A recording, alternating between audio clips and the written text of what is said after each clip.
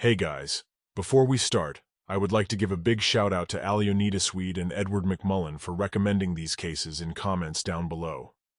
Andrew Philip Cunanan was an American spree killer. In a 3-month period from April to July 1997, he murdered 5 people, including Gianni Versace, the Italian fashion designer, and Lee Miglin, a Chicago real estate developer. Cunanan died by suicide on July 23, 1997. 8 days after killing Versace. This is his twisted story. Born on August 31, 1969, in National City, California, Andrew Cunanan was the youngest of 4 children. His father, Modesto Pete Dungao Cunanan, served in the Vietnam War while Andrew was born, later working as a stockbroker. Andrew attended the Bishop's School and befriended Elizabeth Liz Coate, showcasing his intelligence with an IQ of 147.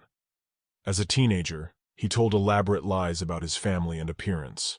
Andrew explored his sexuality, having relationships with older men.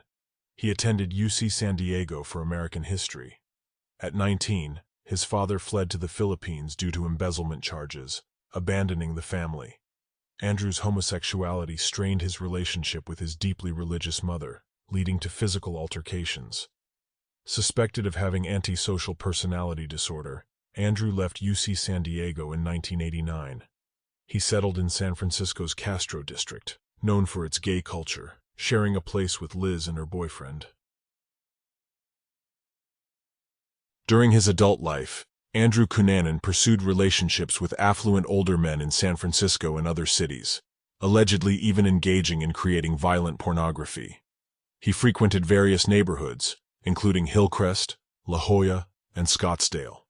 Cunanan was suspected of dealing drugs such as opioids, cocaine, and marijuana, using aliases like Andrew De Silva and Lieutenant Commander Andy Cummings. Reportedly, Cunanan crossed paths with Gianni Versace in 1990, although the Versace family denied it. He formed a long-distance relationship with architect David Madsen in 1995, but it ended in 1996. Cunanan's financial stability declined after parting ways with wealthy patrons, leading him to abuse drugs and alcohol. His interactions with close friend Jeffrey Trail also soured.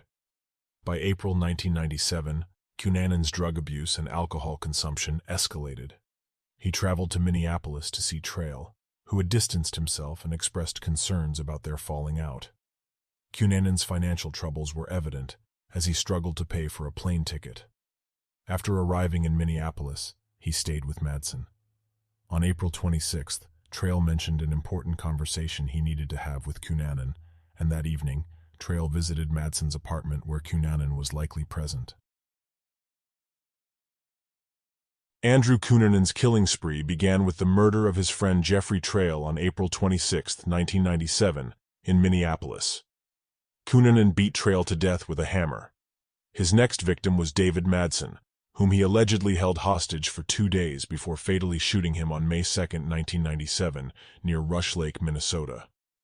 In Chicago on May 3, Cunanan killed Lee Miglin, a prominent real estate developer, in a brutal and seemingly motiveless attack.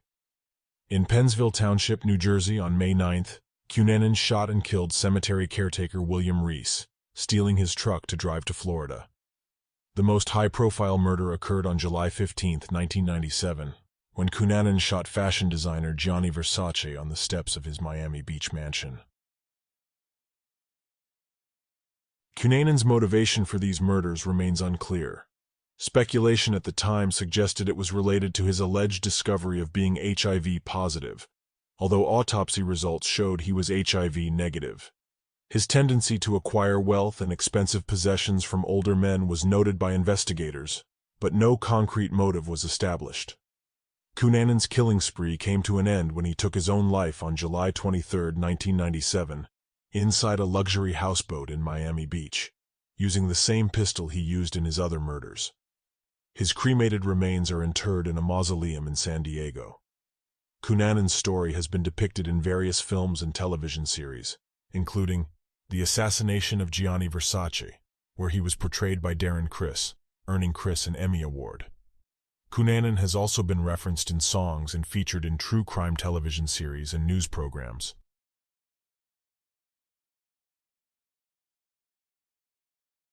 In our next case, we will cover the case of Nicky Verstappen. On August 10, 1998, 11-year-old Nicky Verstappen vanished from a summer camp in Brunssum, Limburg. His lifeless body was discovered on August 11th, 1.2 kilometers away in Landgraf, triggering a murder inquiry. Despite years of investigation, the case remained a mystery for 2 decades. In 2020, Joseph Theresia Johannes Jos Brecht, born on October 29, 1962, faced trial for Verstappen's death.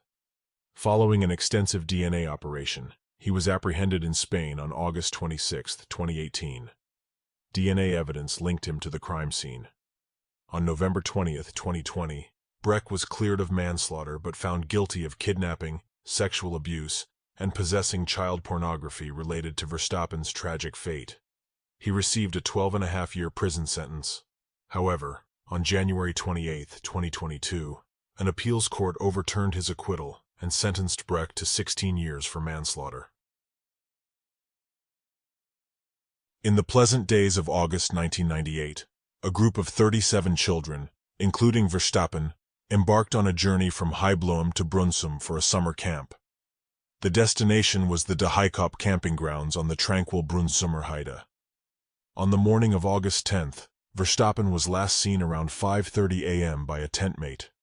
However, as the morning progressed, his absence was noticed, with only his shoes remaining in the tent. Concerns led to a combined search effort by authorities and volunteers. The discovery came on August 11th, as a group of searchers found Verstappen's body in a pine grove along the Schönwälderweg in Landgraf, approximately 1.2 kilometers, 0.75 miles, from the campsite. His upper body was uncovered, raising questions about the circumstances. Although the initial examination couldn't pinpoint the cause of death, small items with traces of human DNA were collected nearby, offering hope for potential answers. These events left a mark on the community, inspiring efforts to piece together the puzzle of Verstappen's untimely passing. The investigation into the disappearance and tragic death of Nicky Verstappen was marked by a series of twists and turns. Jos Barton, the founder of the camp from which Verstappen vanished, faced intense questioning by the authorities. A former headmaster with a history of child sexual abuse, Barton admitted to being near Verstappen's tent on the morning of August 10, 1998. He even directed search efforts towards the eventual discovery site of Verstappen's body.